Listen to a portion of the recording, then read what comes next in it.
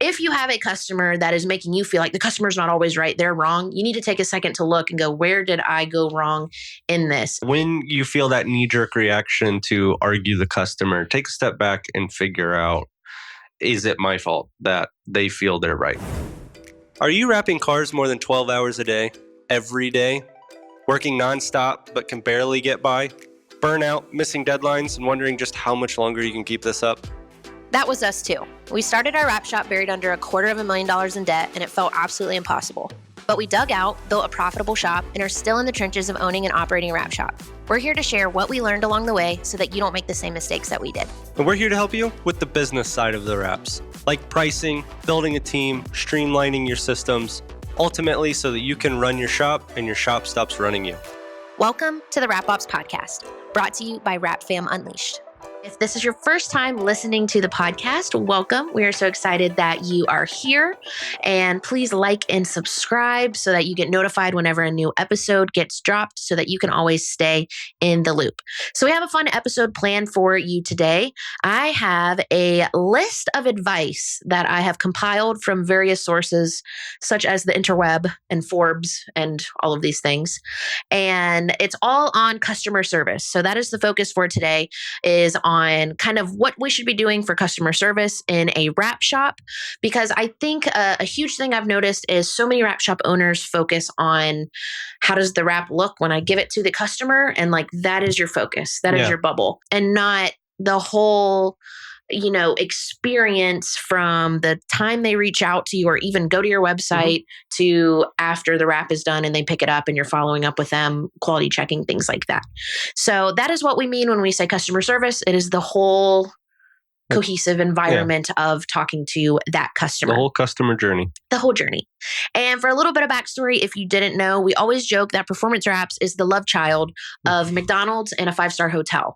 So Andrew worked McDonald's in high school and to this day quotes the way that they did things. Yeah, I was a little weird. Literally on my breaks, I'm like, 16 to 19 at this point. Literally on my breaks would go to the office, pull down the operations manual and just like read it during my lunch break. That is what he did. And our dates were cleaning the ice cream machine because we dated in high school. So I have cleaned a McDonald's ice cream machine. You can bet his location didn't have that machine down.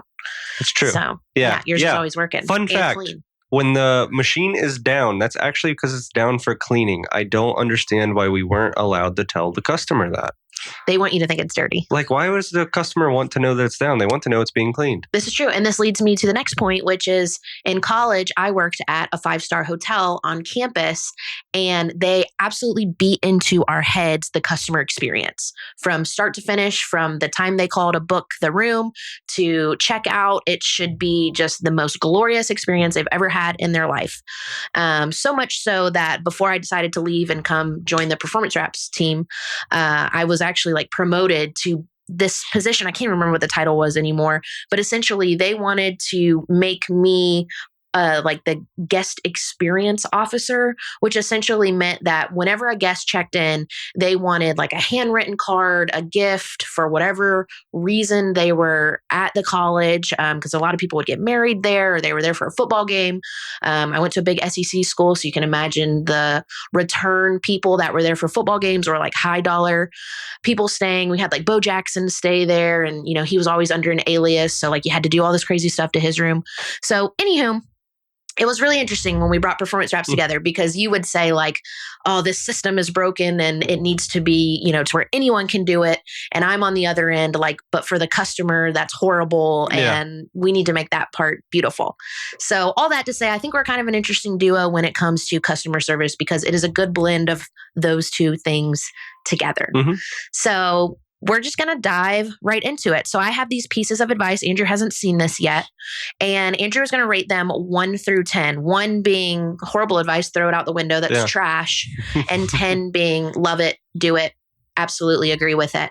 Yeah. And we're going to roll it there. This will be fun. Yeah. So starting off with the classic customer service advice. The customer is always right. The customer is never right. That is not true.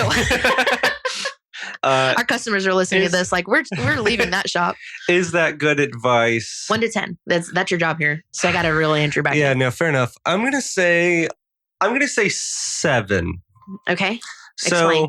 not bad advice, but usually, now that I think about it, honestly, I would even want to increase it to like an 8 or a 9, because the way I look at it is the customer is always right, even when they're not, because it should have just showed you something that you got wrong in your expectation in the process and that you originally talked to them. So if they, you give their car back and they're like, what the hell? The roof isn't wrapped. The proof showed the roof was wrapped.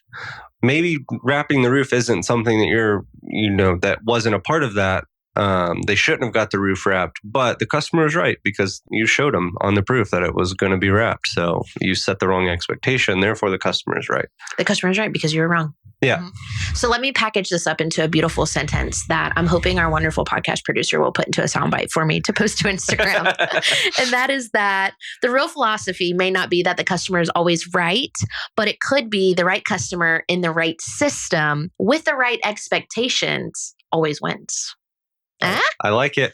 I like it. Trademark that one. Yeah, trademark it. So anyway, key there is if you have a customer that is making you feel like the customer's not always right, they're wrong, you need to take a second to look and go, where did I go wrong in this? And you will have a couple crazies every now and then that you're like, I cannot help them. Yeah. But you still try your best. I would always take a step back. When you feel that knee-jerk reaction to argue the customer, take a step back and figure out, is it my fault that they feel they're right? Was it something in my expectation that I did not? And I would also like to point out, and we've mentioned this before, there have been times where you have been so angry about a situation that he has literally pulled me aside and been like, you need to talk to them because like I'm not well. Like I'm going to go off. And so then I'll kind of go up and be like, hey, this is what I heard, what's going on. So that it can be a little bit of a calmer presence. But if you're like a one-man show, maybe you just need to sleep on it and address it the next day if you can. So I like to keep that in mind whenever you're dealing with a heated customer, is don't come with them with heat also, because you're just going to keep escalating each other. Yeah. Ready to move on? Go ahead. Yeah, I was going to say a weird one to that is I think it's okay to tell the customer that. I think you can literally be like, honestly, I'm just super emotional and frustrated. Can I call you tomorrow? I know that's a tough one to do, but like just to address that, you're triggered. Yeah, you could. I don't know. I can't imagine a customer to be mad at that. Like, I need to calm down and let's talk later. That leads me to my next piece. Okay. Because we're trying to do rapid fire here. Yeah, sorry. Andrew even told me, he was like, if I start talking too much, you need to let me know. So I'm letting you know. Yeah, reel me in. Okay, next one. Ask your customers for advice. 10. Okay. Yeah, 10, 100%. Can you think of a time we've done that? You don't have to take their advice. I'll preface that, but you should 100% ask your customers for advice. Yeah. It is kind of scary to just be like, how's your experience? If you had any genuine advice, what would you say? But we've gotten interesting ones where we find out some friction points with team members of like, we think a team member might be doing amazing. And then they're like, this one person kind of keeps rubbing me the wrong way. This is what they keep saying. Yeah. And I'm like, oh my gosh, I had no idea that they were saying that. And then it's like a quick conversation and it's fixed. All the way down to, I'm sure we've had like back in the day complaints about the design process might have been clunky or I couldn't tell who my point of contact was. And then we're able to fix those things. Yeah. So, always ask. We had a customer that was super irritated with us because we didn't get them the initial design for, I think, 13 days after the deposit was paid. Super irate, like escalated to past front desk to me because this customer was just pissy. Anyway, jumped in, talked to him. And in asking advice, figuring out how we could have done better, what was his expectations, I realized that a canned, just automated message that we had put together years prior said to expect your initial design within 3 days. Asked his advice. It was like, it is a little difficult when we're busy to do it within 3 days. But if I would have put within, 14 days or the first 2 weeks or whatever, would you have been happy? Like, would that have been fine? And he goes, yeah, that would have made total sense. So by pretty much having that conversation, getting the advice from an irritated customer, realized that it was really just our process system setting that expectation that was wrong. When we talked about the first one about the customer's always right, and I said every now and then you get like the one irate one, we had a lady one time who was so upset And I was offering, we can redo this, we can fix this. It was everything. And she wouldn't calm down. She was so upset. And I said, what would you do if you were me? What can I offer you that is going to fix this situation? And she completely broke down in tears and proceeded to tell me basically about how all this personal stuff was going on and money was tight. Mm-hmm. So anyway, sometimes you can just flip it and say, if you were me, what would you offer? Because I'm trying to help you, but I don't feel like you're liking anything I'm coming up with. Mm-hmm. And then a lot of the times it's like something totally random that I get a lot of people that cry to me. Yeah. So, random things happen like that. To that point of asking customers for advice, one of the upsells that we do is door hangers, and that came from customer advice. I was talking to my customers, telling them some of the things that we were looking at offering as kind of some additional services to cater towards our, fleet and home services. Mm-hmm. And it was from advice from a customer that they said they buy a lot of door hangers. So I was like, okay, let me source the door hangers and figure out how to put those prices together. Yeah. So that came from asking a customer for advice. That being said, we've gotten a lot of interesting things said to us, like we should offer design for free, or we should do painting, or we should offer free wrap classes to the... And you're like, oh, okay, thank you for your feedback. So take it with a grain of salt and actually consider what they're saying. Yeah, but you should absolutely be asking them for advice. Okay, next one. Always say yes to any client request. 1 to 10. 2. Okay, go ahead. Yeah, and I think where I stutter there is on the absolutes of just always say yes to any request. Not if it's outside, like you're just setting yourself up for failure, especially if they're asking for something that no one has ever asked for before. Mm-hmm. So don't. I have a great example of this that you're going to be like, why are you bringing this up? Go for it. The insurance company downtown, the sign outside. Okay. Why don't you tell them how that went? Or do you want me to say it? Yeah, He's like, I don't even remember this failure. I blocked it from my brain. I actually don't remember. Long story short, there's an insurance company downtown. It's John Booker. So, Mr. John, if you're listening to this, shout out to you. We love John. Anywho, he moved into this new building and he wanted some storefront graphics on the windows. And he had this like light up sign that he wanted graphics on. And for some reason, you decided to sell that. Even though it wasn't like he just wanted us to wrap a decal, he wanted some translucent backing thing. And we're not a sign shop. We do not do signs. And I think because Andrew is he's a friend. A networking friend with this guy, he was like, I'm going to figure this out for him. But guess what? Andrew did not, because Andrew's a busy man. And so then I'm seeing John, because John serves on this festival I'm on, serves on the committee with me. And he's like, man, Andrew's not getting me the sign. I don't know what's going on. So then I'm coming back to Andrew and I'm like, first off, why are we even talking to John? Because our front desk person should be dealing with it. So that was the first mistake, was like Andrew was trying to facilitate the sale when he's not the person that does that anymore. And second, he's trying to do a product that we don't do. So in trying to do this, saying yes to the client, we actually ended up, I'm sure, annoying him. Luckily, we're friends with him, so it was fine. But I had to like force this on and I had to look up the product. And I just straight up told John, like, sorry, this actually isn't something that we do. And I don't think you said that to him.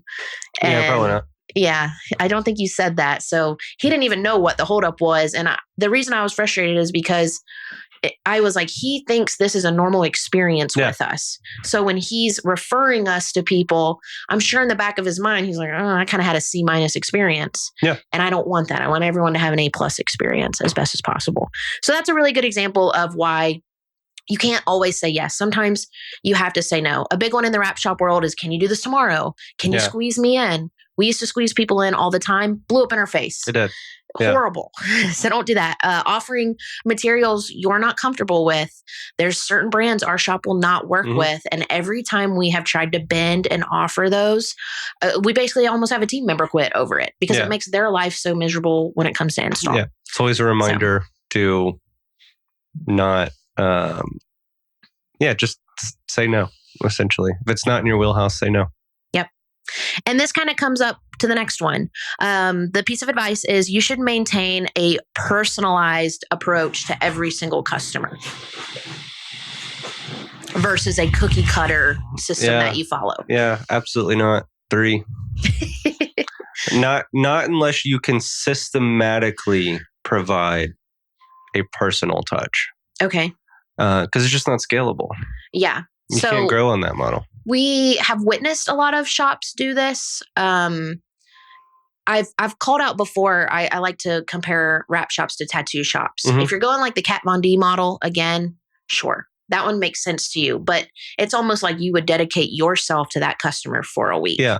And if you can scale that way, then wonderful. Yeah, and I think that to that point, and I think we can, like, we mentioned her on the Rap Institute when we go live every Thursday at 2 p.m. on the Rap Institute. So shameless plug. Yeah, plug there. Definitely join those lives. But we had gave Final Vixen the credit that she deserves.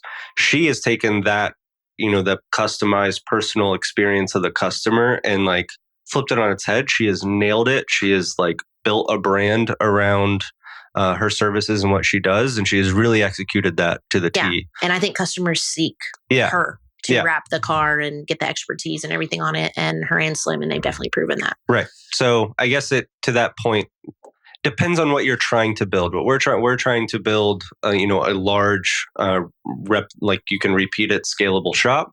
We're more nerdy. We're more fleet. You can't have every customer with a personalized experience, not unless you can scale that personalized experience. Yeah, and especially as you grow and scale, the more cars coming through the shop, once you start deviating from your process, the whole team gets confused. Yeah.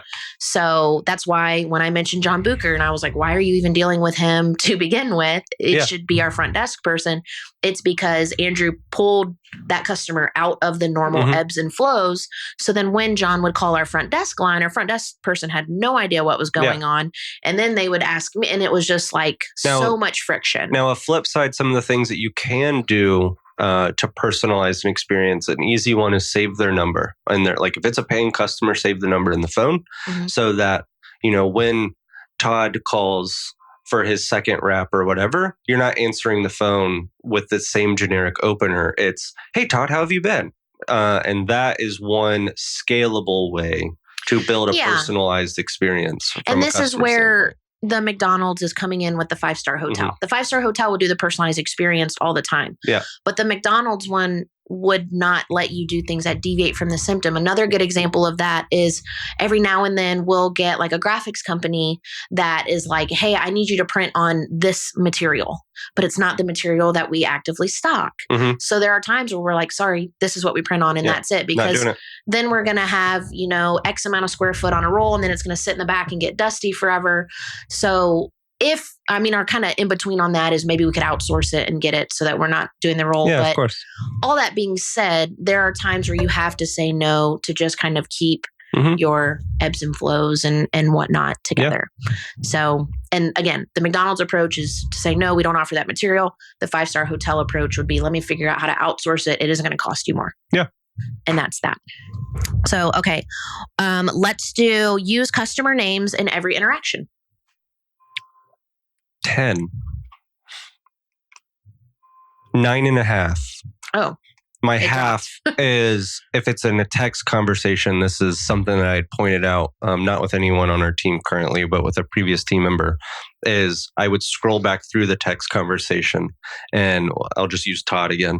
And it was like in every message, hey, Todd, hey, Todd, hey, Todd, hey, Todd. And it's like, it's a text message. They can scroll up. Like they know who you are. You don't need to address them. Hey, Todd. Hey, Todd. You don't hey, sound Todd. robotic. Yeah. So still have that human element. Address them with their name every time. That isn't weird. So every time they call, it should say, hey, Todd, how are you? But maybe not every text back and forth. Yeah. And I think that is an excellent pausing point for us to hear a word from our sponsors. So while you are listening to that, please send this episode to another wrap shop owner that you may know. And maybe there's some tips and tricks that could help them. Absolutely. And we will catch you right after the break. After years of running a wrap shop, I've learned this. Your supplier should be a partner, not a question mark. That's why we trust Grimco. For over 5 years now, they have delivered on time and backed us when it mattered most. There's enough to manage in this business. Your supplier should not be one of them.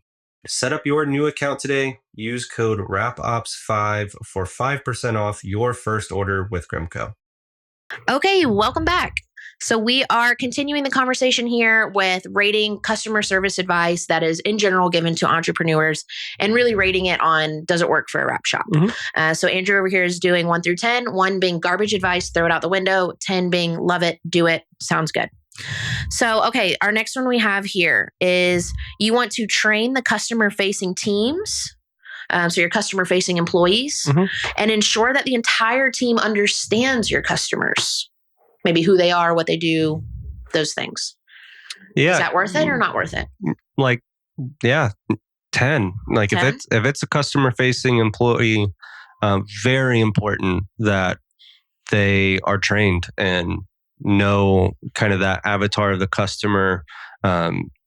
Depending on what their interaction is with the customer, the training might vary a little bit, but yeah, 100%. I mean, an in-person, face-to-face contact with your company is huge for lasting impressions and all of that. So they definitely need to be trained on that. For example, our front desk is obviously very trained on that, but the rest of our install team is at least trained on the initial, if we get a walk-in and no one from the front desk or management is in the building, they're trained on at least that initial conversation to right away say, I'm an installer. I can't help you. Our team's out, whatever. Let me get your information. Let me get a picture of the vehicle and I'll make sure that they give you a call back as soon as they're back in the building. That is something that our team, even to our installers who really don't interact with customers face to face hardly ever, are trained on doing. And they're expected to be polite and friendly in the instance that someone walks back. All the way down to, like, we try to even get onto them about if the music that they're blaring is just like screaming the F-bomb every 10 seconds, because we do a lot of shop tours with new customers.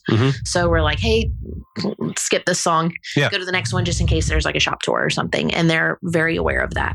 And then the other part of that was making sure that your team understands your customers. So this was an event that recently happened where a vehicle came in dirty. I just told you about this. A vehicle came in dirty. The client told us they weren't going to be able to wash it. And I had an installer that was kind of upset that the vehicle was dirty and was like, you need to charge him a fee. But the thing is do you want to be that shop that nickels and dimes and fees and charge and I'm going to quote policy at you and do that? Or do you just clean it and move on and take it as an L? So I had to kind of take that moment to be like, that's not the type of customer service that we're going to do here. So sometimes you have to kind of tell your team of the way you want your vibe to come across to customers. A big thing I like to say is, which is ironic because I started this whole podcast off saying we're the love child of McDonald's and a 5-star hotel, but I like to say, think Chick-fil-A, not McDonald's. Or, of like Chick-fil-A is always going to fix your problem no matter what. Whereas McDonald's might kind of tell you to go to hell. Right. So that being said, I think that's a really easy way for the staff to realize, oh, okay. But if you're going with a McDonald's model and that works for you, then that's fine. But you're going to need super low prices and have a tolerance to deal with angry people. Yeah. Much better. Whereas I'm sure Chick-fil-A Chick-fil-A employees probably deal with flack a lot less than a McDonald's employee does. I would guess. I would think so. So, alrighty, moving on. Okay. Price objections mean that you did not communicate value.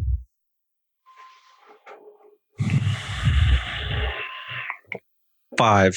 Okay. I think price objections could mean you didn't communicate value. I think it just means you didn't set a good expectation on price in general. And then there is also always I have to repeat this I'm on repeat on this. There is always going to be a percentage of the market that doesn't care about anything else except cheapest price. Not the customer we serve. It's just not. Once they get burned and they realize value and all of that, then they probably do come back. But if they're calling around strictly looking for lowest price, doesn't matter how much value you try to preach, you're not going to get them. They're just looking for cheapest price. They do not care. That being said, you still cannot have a nasty response. Right. When someone gets upset with you over the price, because that's a pretty common common answer. And you kind of see on the Facebook groups and things, people will be like, I had one customer go off on me because this was the price I said, and here's the screenshot. And you see that business owner, the installer, whoever is selling the job, like going off on the customer of like, you're not going to find a better installer. You're not going to find a better. That is not the approach you take there. I would say the only clap back you could probably have is when they say, I got a buddy who will do it for cheaper. Then I would say, well, then respectfully, why aren't you using your buddy? Yeah. And they almost always tell you, oh, well, they don't have good quality or whatever. And it's like, well, that's why my price is higher. Yeah. That's about as clapbacky as you can get. Other than that, it's just, I'm sorry, our price is based off the time, hours, and labor and materials that we use. And if there's anything else I can help you with, we're a call away. But I hope you find what you're looking for. So don't go off on your customers because they call you expensive. Just let them call you expensive. Yeah. And that's our number one objection. It's the number one reason that we lose all of our, any of our quote loss. Almost, I'd say 90% or probably higher is because our price was too high. And quite frankly, that's what you want. Like you should be losing jobs because your price is too high. If you're not, like I don't know. I'm not going to I had to have a lot more questions to ask, but that should be the reason you're losing jobs. Yeah. I just saw a post actually online of an installer wrap shop. I don't remember who it was, but they wrapped like the full bedsides, I think even tailgate of a truck and door slaps for like $100. And I'm just like, our shop would have never touched that. And I will say a lot of the comments were people being like, why did you do that? Yeah. So that being said, unfortunately, there are people that will do it for that low of margin, and then it kind of affects all of us. So don't let that get under your skin. I would say if every single phone call you're getting, they say you're too expensive, then maybe reassess. And I think if every single phone call you're getting is you're too expensive, like if your close ratio is 10%, not 30%, then maybe there is something in your conversation that you're not showing value. It's just that what we internally call that discovery call. Maybe there's some things you're missing there. You're not properly aligning budget and expectation on the front end. Because we have nailed that down to ensure that when we send that final quote, it is absolutely it's within that budgeted ballpark that was discussed in the discovery call. Okay, moving on to the next one. Always respond to customers immediately. 9 with an asterisk. Okay. I would say within business hours.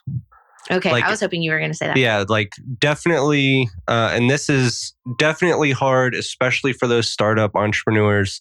And I still will say maybe with a mild asterisk of maybe for you're just getting started, you haven't sold, 10 wraps yet. And you are okay, maybe respond at 9:00 at night because quite frankly, you're hungry and it's gritty and you're trying to get this thing off the ground. But to a more established business, you definitely shouldn't, not unless you're figuring out how to do it with additional team members that are meant to work those hours. Or some sort of chatbot. Or a chatbot. You should be responding immediately within the confines of your operating hours. Why are you saying that? Honestly, it's a form of disrespect to me. If a customer's pissy with you for not responding at 9:00 at night, honestly, it's just a disrespectful customer. But it's probably your fault for training them that it's okay to do that. Yeah. So I remember when we were kind of going through that conversion period, and the thing was, so it's weird because we're business owners, but we're also married. So I was complaining of can you come home and be home? Yeah. Basically but he's on his phone trying to close sales while we're just trying to eat dinner or whatever. And I'm kind of trying to separate personal and work a little bit. And one of the things Andrew kept saying was that customers are used to messaging you at 8-9 o'clock at night. And you would say, hey, I'll respond to you in the morning or whatever. And they would get mad. So what you ended up doing was just responding in the morning. You didn't say anything. You just wouldn't respond. You would only respond during business hours. Yeah. And then eventually they just kind of learned. Yeah, they just got it. That's that. And then of course, we hired front desk and all the calls and everything moved to there. But yeah, you're allowed to set your boundaries on times. There's typically no wrap emergency. That being said, if you're wrapping the Super Bowl something, that might be a time your phone needs to be on ring. Yeah. If you're doing some sort of crazy event or something. Yeah, very different. Yeah, just like a normal customer scheduled job, there's no wrap emergency. Yeah. And obviously this is, Wrap Ops, the podcast tailored towards the wrap shop. So if you're an like HVAC or restoration company with emergency services, different. Yeah, you need to answer your phone. Answer your phone in the middle of the night. Yeah. But not as a wrap shop. There's no wrap emergency. Now, that being said, customer service wise, it is on our front desk person's checklist that she does not go home unless the email is cleared, all text messages have been responded to, and all voicemails have been called back. So we have a, what would you say, within 24 hours policy. Yeah. So that still respond, but I'm not expecting her to take the shop phone home with her at 9 p.m. on a Friday and send out quotes. Right. So cool. If the customer complains, refund them. Absolutely not. Almost under no circumstances should you be refunding. 1 to 10. Sorry. 2. Forgets the rules. Sorry. 2. Okay. How come? Because a refund doesn't solve the problem. The issue wasn't that they want their money back. The issue was you messed something up. You didn't hit the quality standard or the expectation that they were expecting / what you led them on to believe. So they're going to take their money and still be upset. Yeah, exactly. They'll get their refund. Fix the problem. They're still upset with you. You should absolutely rewrap it as many times as you have to do until the customer is happy with what you've done. Yeah. I think our shop, we technically in our fine print of our invoice, it says no refunds. That being said, typically the only time we refund is if a job is canceled and we don't have any money into it. Yeah. So it'll be like, let's give an example of someone is getting their car wrapped pink. We purchased the pink vinyl and it's sitting here ready for them. And then they go, I need to cancel it, whatever it may be. Yeah. I need to cancel it. I always say, let me see if I can return it. Sometimes they don't take it though. And I'll refund everything except the cost of that vinyl. And you know what? You can come pick it up. You can have it because you paid for it. Yeah. And I think we've had to do that 4 or 5 times and they're never upset because I'm like, this is the best that I can work with you. Yeah. Same if you did a design, I'll say, well, we already have the design and you're welcome to get that on any vehicle. So I have to at least get this money from you, but I'm going to charge you costs. Yeah. And I'll refund all of the rest. That being said, those are not typically customers that are upset. Yeah. It's more of just something came up. There was one time I think we had like 4 installers quit. It might have been 3 installers quit. And I did an episode on this and we had to call all the customers and move them around. And everyone was good except one customer who was like irate because they needed that week. And I just could not accommodate him because I already squeezed in other people. And I ended up giving him a refund because of that. So that being said, your fine print, I like to joke, it's kind of for the a-holes only. Yeah. So try to be flexible and do what you can with your customers. But if someone is like, hey, this wrap is bubbling, peeling, wrinkling, your first thought should not be, what refund do you want? Right. It should be, okay, let's bring it back in. This is what we can do. XYZ. And if they say, I want a refund, you can say, well, we're going to try to fix it first. Let's see how that goes. And then we can continue that conversation. Yeah. And I think to that point, at the volume in which we operate, the 9 years in business that we've done, I would say if I tied it to a percentage, it's less than 1% that we've had to refund. Yeah. And you can also get creative too. Maybe you can throw in a free ceramic coating. There's little things you can do to make up in the hotel industry. They call that service recovery of what can we possibly do to make up for this incident that happened with this customer. Yeah. So a big, sorry to interrupt you. I know I just wanted to finish this thought. Another big thing you can do too, because we deal with vehicles, is offer pickup and drop off.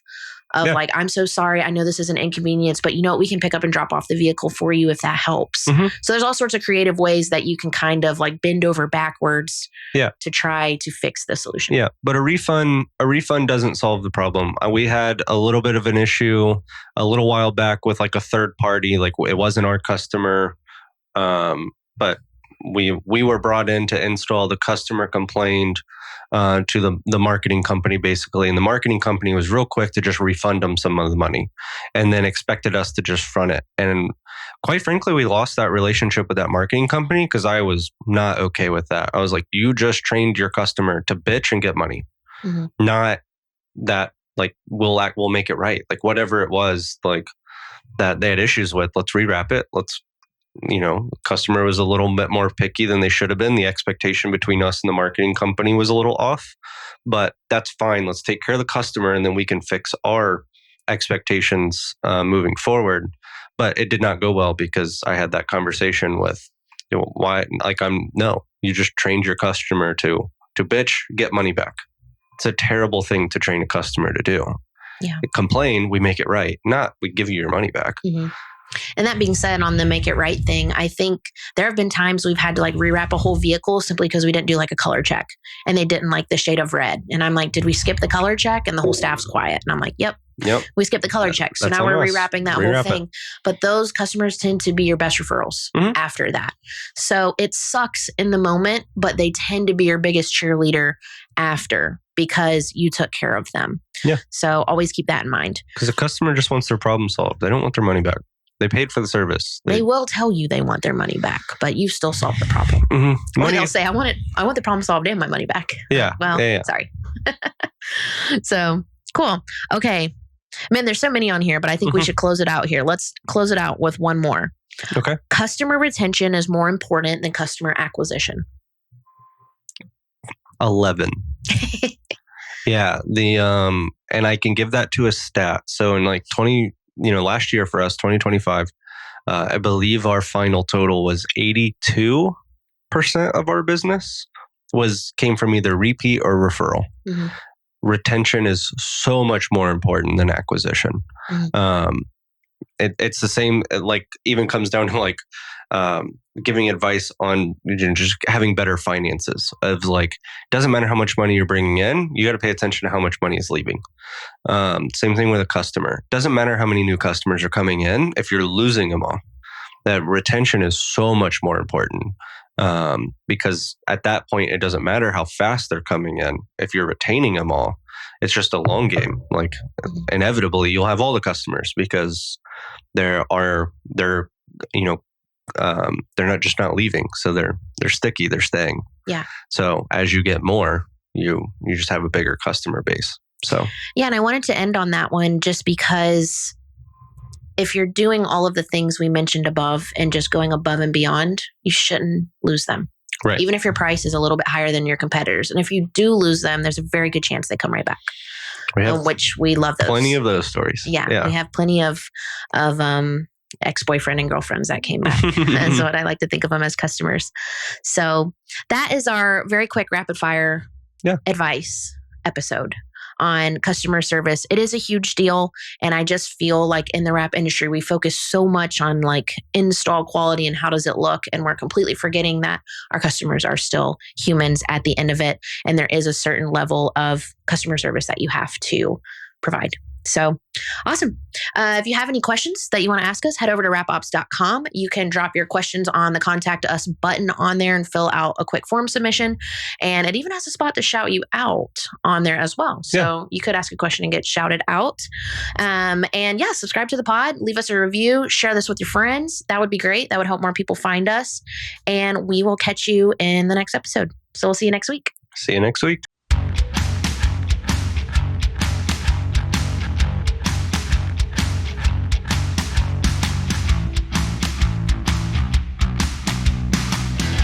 The Wrap Institute, the largest online wrap training platform, now with a special offer. Use our code WRAPOPS15 for 15% off your order.